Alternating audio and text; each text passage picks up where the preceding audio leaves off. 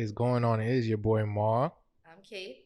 And I'm Cinnamon. and this is the Need to Know. All right, so today we got two very special guests. I'm with the ladies today, because Serena didn't want to do it. But today we are talking levels of love. My bad. So to start off, I'm gonna ask a simple question, and then we'll dive deeper. So define love. So I think that love is just something that's unconditional. I don't think it really has a meaning. It's something that you show. I don't think you can say it. I think it's something that you have to like show in actions and like doing things and genuine motions and genuine actions. To me, is love. It could be love for your mother, love for your boyfriend, love for your kids, love for your animals. But love is all about how you care for someone and how genuine it is. That's love to me. Okay. Definitely agree. I think it's an emotion. It's very powerful. It can make you do some crazy things. But that's why, like how today we're talking about the levels. There's different levels to it. You know, there's like admiration. There's obsession. There's doing the small things or doing the big things, and just it's one of those things that's really hard to put into like simple layman's terms because everybody has their own definition of it. I agree. It's one of those feelings that you can't really explain because everybody views it and feels it differently. But it's one of those things that's like I believe when people say it's a drug because it's like it's something that really takes over your body without you taking anything. So and it's uncontrollable. Right. Sometimes it can be like controllable. Okay, so we had a guest on episode 3, I believe. Asia said at one point she was so in love with someone that she like called their boss to check if they at work or something. So Obsessed. Pretty much obsessiveness. So I'm gonna ask you guys, what is the craziest things that you did because you were in love? You want me to go first? You can't. I'm just sitting here trying to think about it. Like, I think the craziest thing I've done, I don't think it's because I was in love, but it was because I thought I was in love. And I thought that the type of relationship I was in, it was love. So climbing through windows and getting arrested and doing stuff like that was like, oh, okay, this is what love is. This is what relationships are. So this is what you're supposed to do, you know? So looking back at it now that I'm married and I know what real love is, I knew I was not in love before. I've never been in love with anybody before. Right. Until my husband. Now I feel like this is love, and now I can put kind of a definition on it and know how it really feels. But doing all of that, jumping through the window stuff and climbing through windows, breaking into people's apartments, all of that stuff, I've done some crazy stuff. Like for ex-boyfriends, I've climbed into one of my ex's house to make sure he was there because he wasn't answering his phone. In the projects. So yeah, exactly. Wow. I climbed onto the it's like a basement. The basements have like this little, I don't know if it's like an air system or what it is, but I climbed right on top of it. I pushed his air conditioner in and I climbed through his window. Yes, and he was there. I'm starting to wonder if I'm doing something wrong. This is the second story I've heard like that. I'm like, yep, and he was there. He was in the shower. His grandmother was there as well. Wow. And I looked stupid, but it was just like, oh. How old were you? I want to say about maybe 17. Did the grandma see you first? No. So she was in her room and he was in the shower, and his room was like right across from the shower. So as soon as I climbed through the window, I'm like, okay, cool. And I pushed his air conditioner onto his bed because his bed was like next to his window. So I pushed the air conditioner back into the window, and then I stayed in the room for a minute to see who was gonna walk in and who was being walking with. So crazy in fake love. And then I got tired of waiting, so I walked out the bedroom, and then I noticed that somebody was in the bathroom. So I opened the bathroom door, and he was there in the shower with nobody. So that was for no reason. I was gonna ask, was there intention behind that, or are you just like, No, I'm just like, house? why is he not answering his phone? Like, what are you doing that you can't see your phone? You know, like everybody has their phone all the time. And he was That's a older fact. too. He was a little bit older than me. I was Mhm. 17. He probably was about 21, maybe. So I think that played a part too in it. I felt like he was more mature and he had more options than I did at that time because he was more, more mature. He had a job and he was in college. So I just felt like he had more options. So I didn't trust him. So Okay. so when I climbed through his window, I was looking for there to be somebody there. Mm-hmm. Like, I was ready to fight. So I was riled up. That fake love that people think is love and it's toxic love. Mm-hmm. That's what that was. That was toxic. Mm-hmm. Wow. Okay. Yeah, I've never done anything to like that extent. I don't know. I don't think I've ever been like crazy in love to like just I don't know, break the law. That's just me. Like I said, everybody has their own story. Yeah, honestly, I don't know. It's just I've got nothing. I think I'm trying to think of things that I've actually done. I'll spend like an excessive amount on somebody, but that's pretty much it. How much? What's excessive? And on what? Like sneakers or like no, so like all the like rent. Like people in my past, they've all been like gamers. Like I've always gone for like the nerdy type. Okay. So like a gaming system. Those gaming chairs are expensive though. Yeah, I know. Yeah, those gaming chairs are no joke. Those things are expensive. You gotta get the video games, the actual system, the insurance on it. It's like you was cutting a check. Yeah. But yeah, I haven't like that's probably the craziest thing I've done. Just drop money because I wouldn't drop like excessive money on myself. So it's just like okay, when you really love somebody and they're willing to do the same for you, then by all means, like money's not an object. So, but yeah. Okay. That's all I got. I think the craziest thing I've done, I wasn't in love with the person, but like I wanted them badly. So it was one time I was at a party. I think I got a little drunk, and the person was like, "I want some ice cream."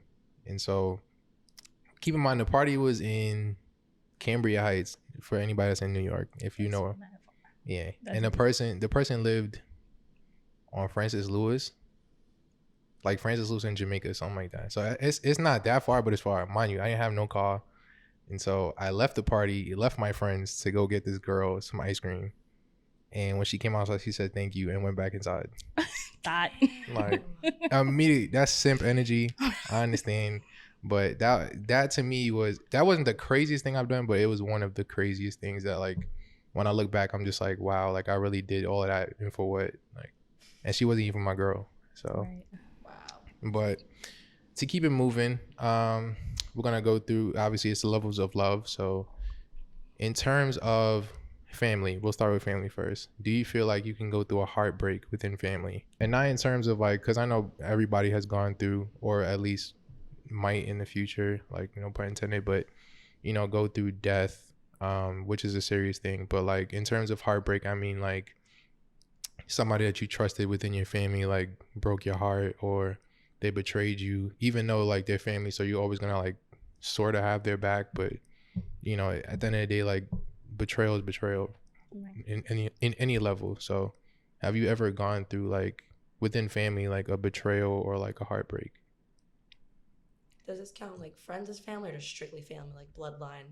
We'll do friends next, but okay, strictly family.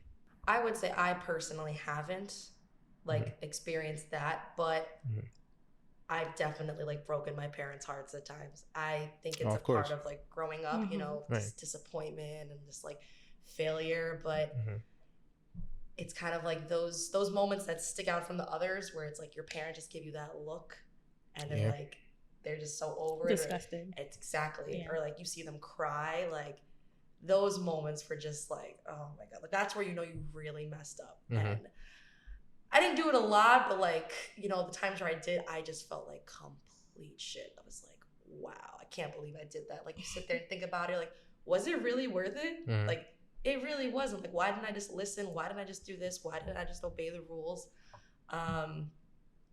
But I look back at it now and I know it was a learning lesson, and I definitely just try to do better like with those relationships going forward. And I'm just trying to make amends for what I've done, and I am in a better place with both my parents now, which is good. But I do believe in karma, so I know when I'm a mom, that's gonna come back to bite me in the butt. Yeah. That's a fact. Um, well, me and my mom, we've always had like a really close relationship. Up until a few years ago, when we had like a rough patch, I guess. And I guess you could say she kind of broke my heart a little bit, and we had went through like a time where we wasn't speaking either. So it was really, really bad. So that I think that was the first time like that I had a family member, especially my mom, like I felt betrayed, kind of, or like robbed of a relationship or something that was already there that just wasn't there anymore. So like, yeah, I think that's the only thing. I mean, we're good now, which is good, but I know we've gone through like a lot, you know, Right. and within a span of like a year and a half, maybe we legit were not speaking. So I definitely think that it's possible for your family members to break your heart, whether it be your mom or your crackhead cousin that steals from you. It just, your family members can definitely break your heart. Yeah. Yeah, that's like I don't know if you guys have heard this, but a lot of it's trending now where topics are like, why are we so easy to forgive our family members when they do something to us? But like if it's a friend or someone close, we cut them off in a second. We feel as though like because they're family, because they're blood, and you know, that's how it was, like, you know, things like that. We're supposed to forgive them because, you know, it's blood. But it's just like, I don't know. I feel like, I don't know. There's just a lot of trauma in that, and just like, it makes you really sit there and think. And then you got to see that family member like the rest of your life, like at family events, and you know they did you dirty, and it's just but that's like a black people thing, honestly. Like black people are guilty of letting family members hurt them and allowing them to come back. You know, some religions and some cultures, once you're shunned from the family, they forget about you. You're done. Like you're the sibling that unknown, you know, exhibit A. Nobody knows you. They shun you. You can't get in contact. It's always that one family member that maybe speaks to you still. But I know I've seen like a lot of documentaries of, you know, different cultures, and I know that is a real thing where they were shunning from the family. No money, no relationship, no nothing, no place to live, nothing.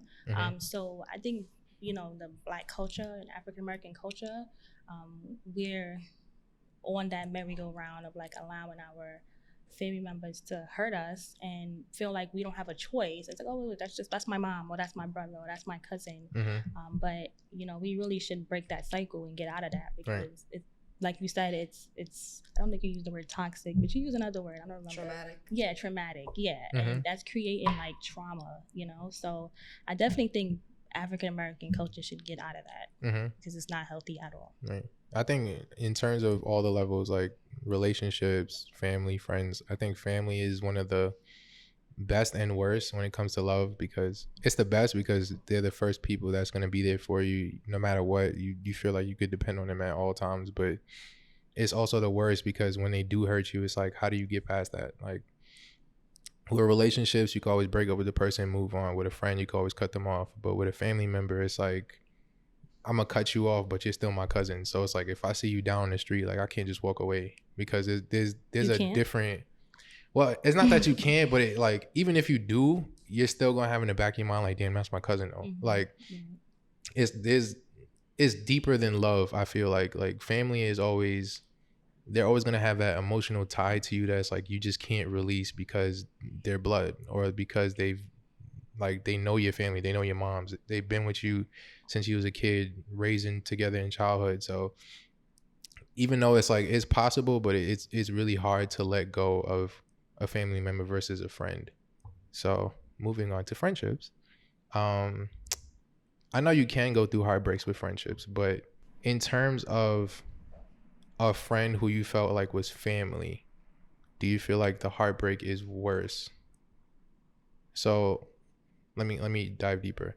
So when it comes to friends, you have different kinds of friends. You have friends that are like acquaintances, like you just see them like, hey, what's up?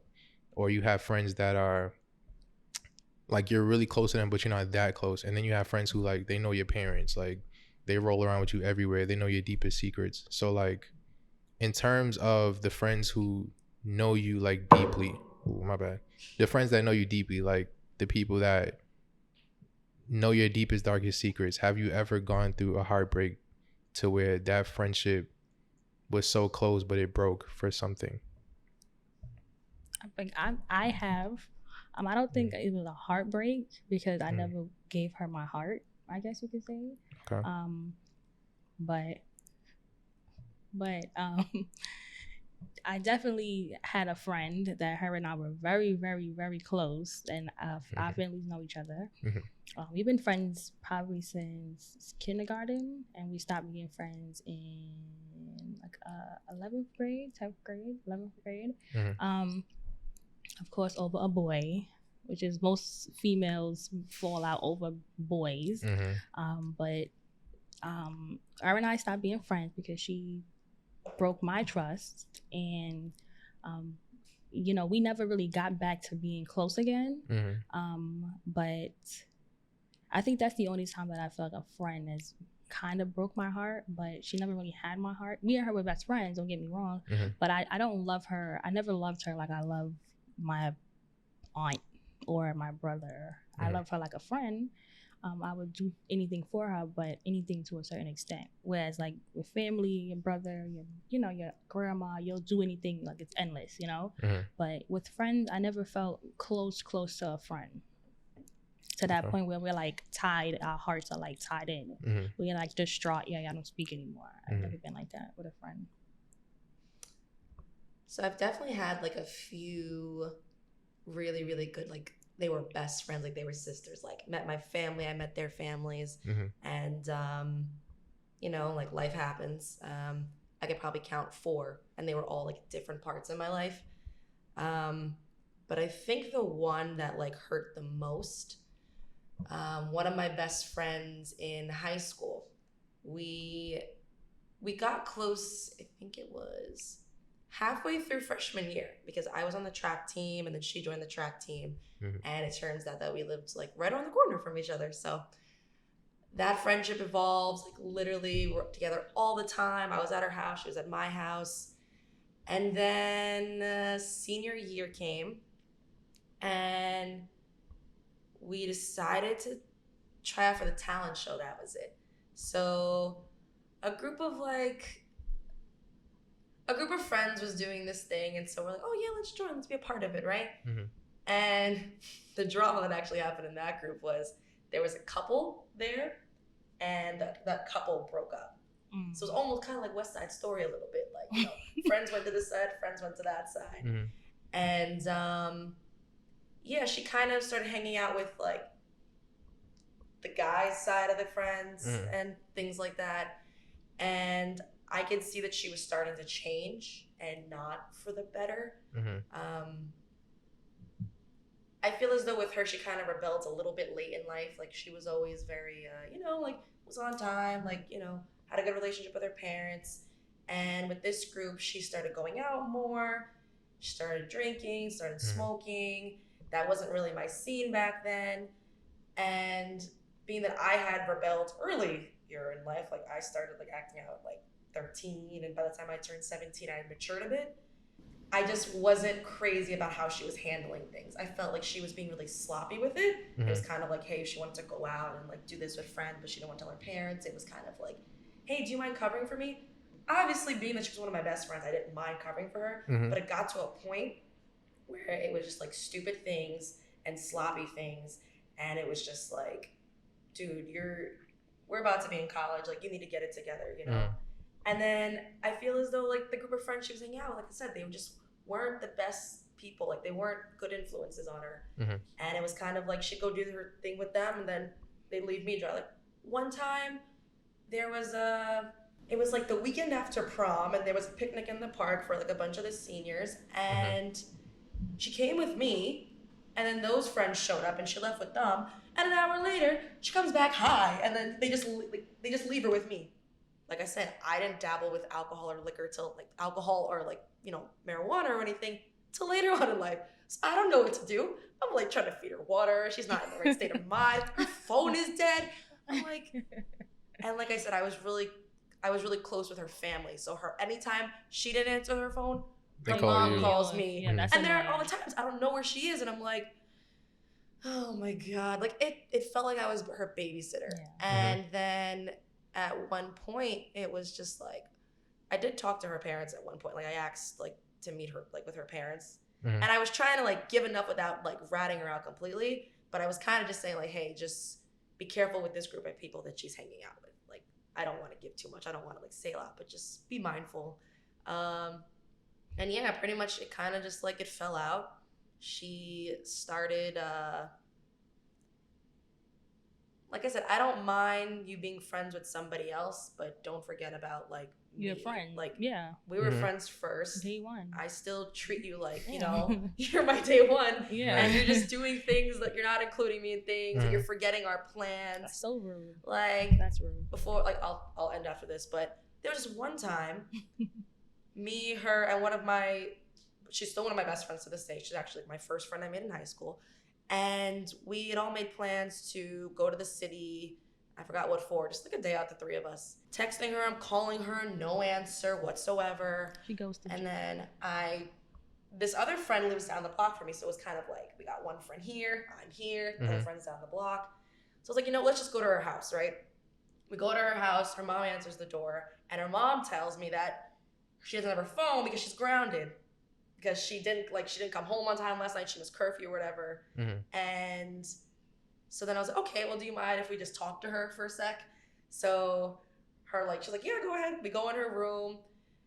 Her sister's like friend was over, so they were in there and they were just literally, we opened the door, she's laughing about something, she sees our faces and she's just like, oh, like she knew she did something wrong. And obviously I don't like telling you off in front of somebody, but I kind of was like, we live right down the block. Yeah.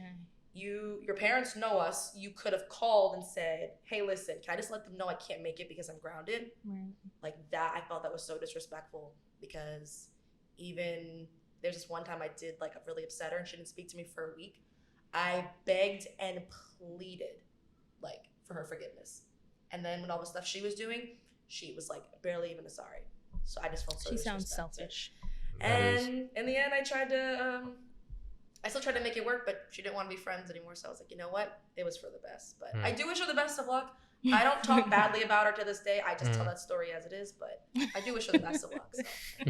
Yes. Nah, friendships is tricky because it's like it's easy to let go, but it's just like I shared so much with you and I didn't have to.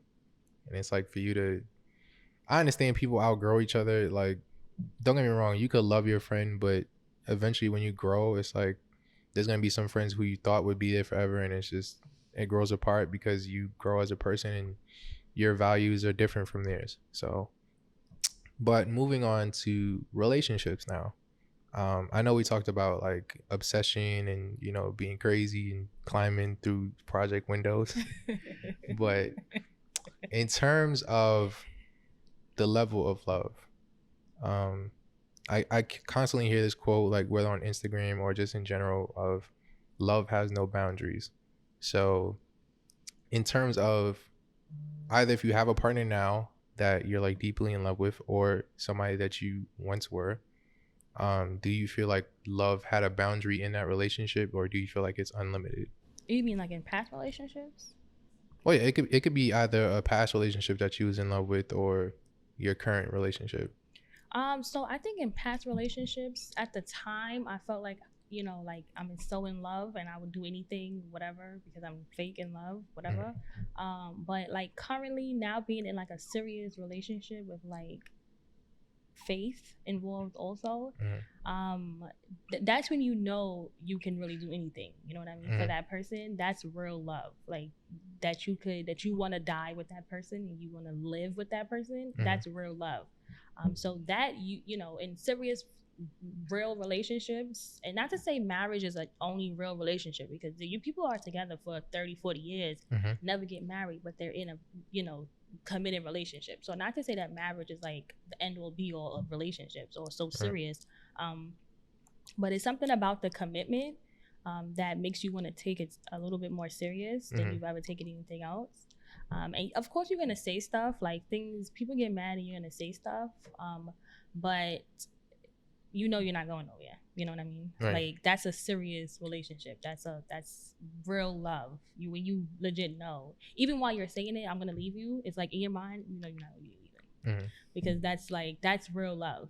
Like it's when you start to think like, what am I like? If him and I are not together, what am I gonna do? Like, what would I be doing? Like, where would I be? What would I be doing? You know, like, am I gonna find somebody else that's, you know, as committed?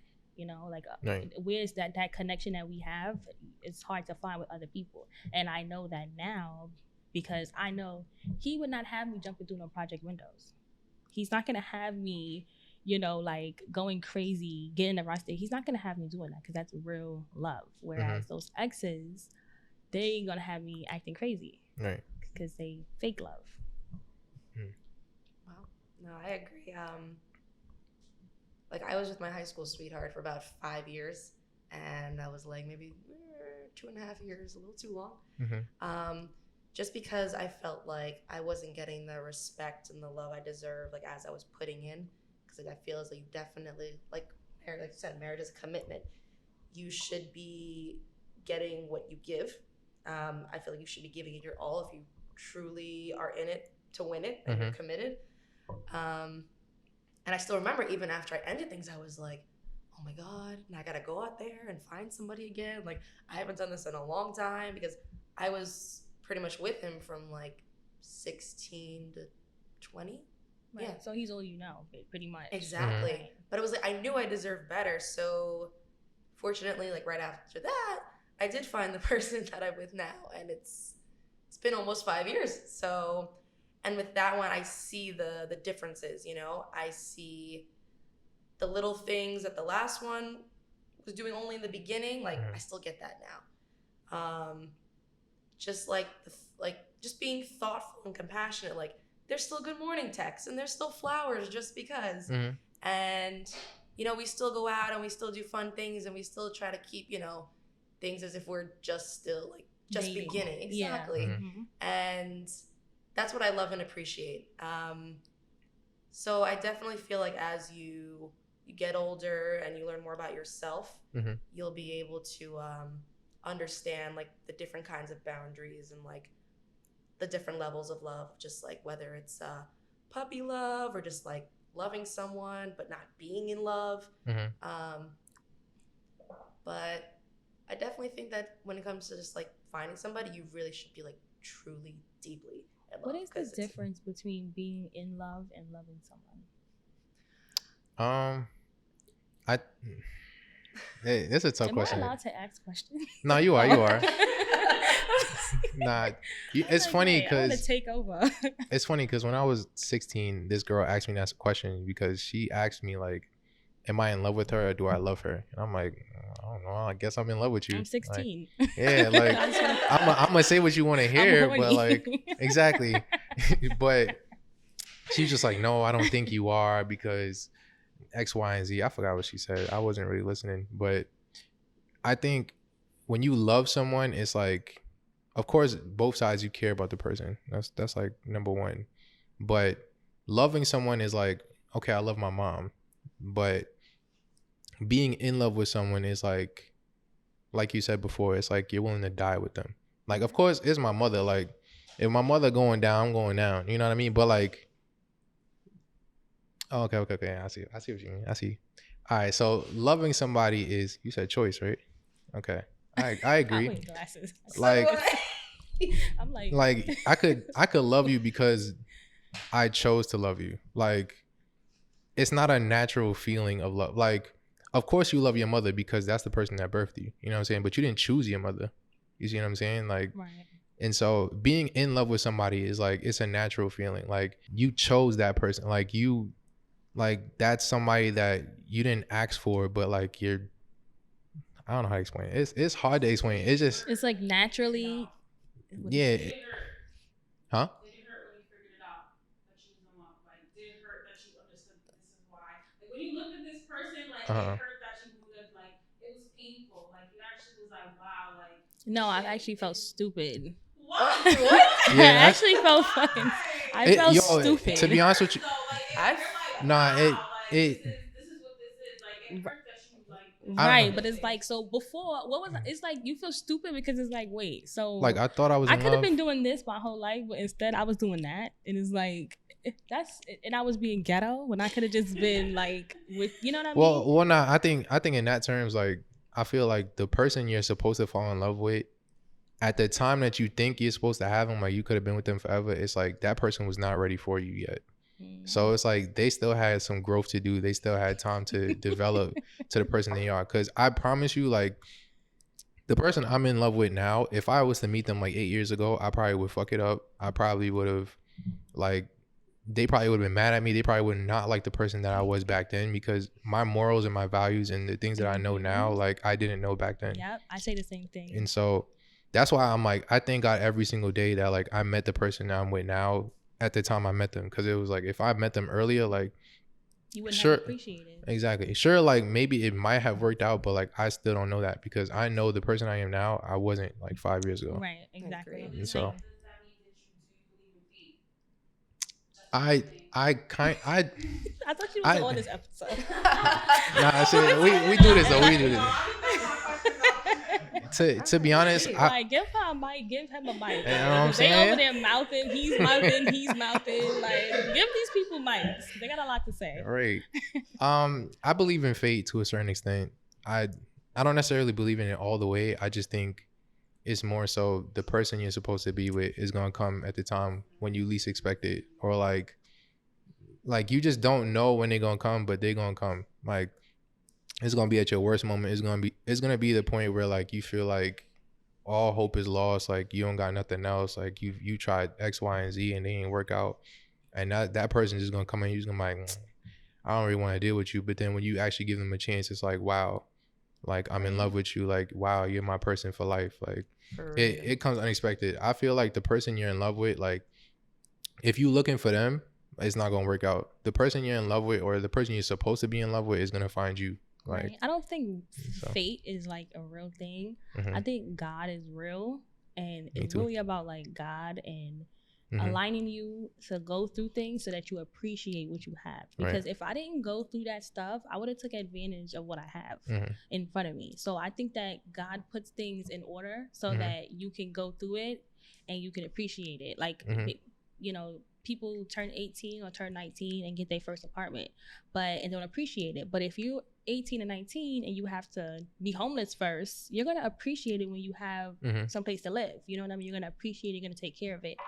But if you are jumping straight into something that's good, or into a good situation, it sounds bad, but if you're jumping straight into a good situation, I think that you won't appreciate it. I mean, I wouldn't have. If I, like you said, being the person that you are now versus who you were before, if I would have met my husband, or if I would have been with because I've known him for a very long time, but if I would have taken the relationship seriously back then, I don't think that we would be together still. Right. I think that I would have hurt him, or he would hurt me. We've been over each other.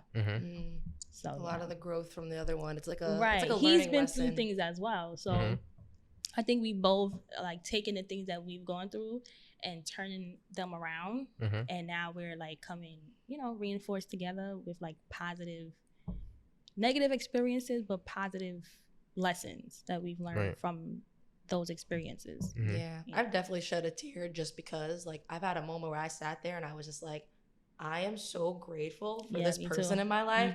I just sat there and like cried for like 5 minutes just because. I was like, it was that emotion. It was just like, wow. I'm so grateful. I'm so lucky. Like, how did I deserve this person? Like, what did I do to like deserve this? I've done that so many times. There was one point I was watching this movie. I think it was Creed 2. It was a point where like he started hugging his wife, and I shed a tear, and I was like, I was sitting there crying for like 3 minutes. I'm over here balling up. I'm like, I'm so lucky, and like after a while, I'm just like, yo, what am I doing? Like, wipe your face. And I told her, and she was like, you okay? Like, I'm like, I don't know, like I'm just over here crying. Like, I've never done that with somebody before. Like, to the point where I'm just randomly crying, like thanking God, like. Is a weird feeling. Epiphany. But, yeah. Is that like an epiphany? Or like a full circle moment? Yeah, it's like, I don't know. It's something I didn't have to think about. Like, it just came to me. Like, wow, like this person really cares about me. Like, I never experienced this before. Like, so I don't know. Maybe that was my moment of like figuring out that I'm in love with her or something. So, okay. So since we talked about levels of love, to wrap it up, what do you feel like is the deepest form of love, or deepest level? So it could be any relationship. It could be like boyfriend, girlfriend, husband, wife, mother, child, brother, sister. I think the deepest love you can have is definitely mother child. And I say that because, like you said, you disappointed your parents plenty of times, and your parents are still going to be there for you. You know what I mean? Like, your parents are still going to love you. You could do crack and they still going to love you. Like, they don't, it doesn't matter. It doesn't matter. He like, nah. It doesn't matter what you do. I feel like as a parent, like mother or father, you know, God gives you that gift and gives you that opportunity to show that you can love and nurture unconditionally. So I think mother and child, especially mother and son, have really tight bonds. And the love is like really strong. Mother and child is really strong too, but I think loving your son and mother and son is like a really close, especially the climate we live in now. Mother and son is like a really close bond, and I think that's one of the deepest loves, because your son could be the biggest drug dealer and you gonna still love your son. Your son could be Ted Bundy's mom, came to all his trials. Yeah. So like you can be the worst person, but your mother is gonna love you like regardless. I agree. Okay, I definitely agree. We didn't actually discuss it, but I think I think all those relationships that we did bring up, whether it be with your parents, your friends, relationships, I think honestly, one of the most important relationships is loving yourself, because That's a good one too. all those relationships that you deal with, it kind of shows. I didn't even get like all deep or whatever, but it really does show the kind of person you are and who you keep around in your circles. You know, like, are you the kind of person who's gonna cut off that one person after they did this? Are you gonna forgive this person right away for doing that? Are you going to make amends for the mistakes that you made with the relationship that you have with this person? So I definitely feel like when you have, obviously, you know, as we get older, we're gonna like, I feel like people come into our lives at different points for different reasons, and we learn different things, but it just kind of shows. I mean, I was on this episode too about evolving and, you know, manifesting yourself, but yeah, I really think it's about the people you have in your corner and just making sure you have good positive energy, and just knowing when it's time to let go of certain things or certain people. Because some people, like, we think are going to be around forever, and then, knock on wood, like tomorrow someone messes up and you're like, wow, like, get out of here. Yeah, and that's still going to leave a lot of like pain to endure for a very long time. It's going to cut deep. But yeah, as long as, you know, you're keeping the right people around and you're being true to yourself, I think that, you know, loving yourself, that's one of the things you could do to make sure that you're truly like with your inner means. Yeah, so. Dang, I made some good points. Yeah, I was gonna agree with dang, I don't know, because it's like on one end, like a mother and child, like I've seen my mother do some crazy things for me. Like mothers will hide the gun. They exactly. will kill. Yes, they will kill for they their child. They will take your murder charge. Like my mother has done some crazy things. My mother like has almost went to jail for certain things. Like there's certain things I never thought like my mother would do until my back was against the wall and she needed to save me or something. And it was like I've never experienced that love. I could honestly say, like, even with the person I'm with, like I've never seen them gone to that extent. But it's not their fault, because it's like it's a mom thing. Yeah. But not to compare like each relationship, by the way, just like there's different, you know, types of love. Like you're gonna go through things with your husband or wife, and you're gonna go through things with your mom, your kids, things of that nature. But I do agree with Kate. I think loving yourself is like the number one thing, just because my mom always told me best, like, you can't love somebody until you love yourself. And so, but some people need people to help them love themselves. Yeah, that's true. Like I feel like that's where like the relationships with your family or your friends like come into play, because they're the people, like, even if they betray you, like they still teach you something about you. Right. So at the end of the day, I feel like even though the love of a mother is always like the strongest, I think the most important for you is yourself, just because you need to love you. You need to know who you are and the things that you will accept and the things that you won't. And so yeah, I will put loving yourself number one, but like mother child 1A. So like they right there with each other. But yeah, not to take away from like, you know, the love of your, you know, spouse or the love of your kids, because I don't got no kids now, but I know if I have kids, like I'm probably gonna do the same thing my mom did for me. So all right, so to wrap up, you guys can promote yourselves. You can tell your Instagrams, what you got going on, things of that nature. All right. You could follow me on IG at kate.munson. You could also follow me again on IG at lynn.munson. Yes, this is Cinnamon. You can follow me at Diamond Lux Furs. I sell luxury furs. So you can go ahead and follow me and send me an inbox if you have any questions. Until we got some more updates, y'all can go get Serena's book, Drugs of Love and Sex. It's still out on Amazon, Barnes and Noble, all the bookstore, Kindle. It's on Kindle, tablets. You know what I'm saying? But yeah, until next episode, y'all can follow me on _ we want more on Instagram and Twitter. And the Need to Know Instagram and Twitter page is TNTK Show. Thanks for watching the show. That's all you need to know. Bye, guys.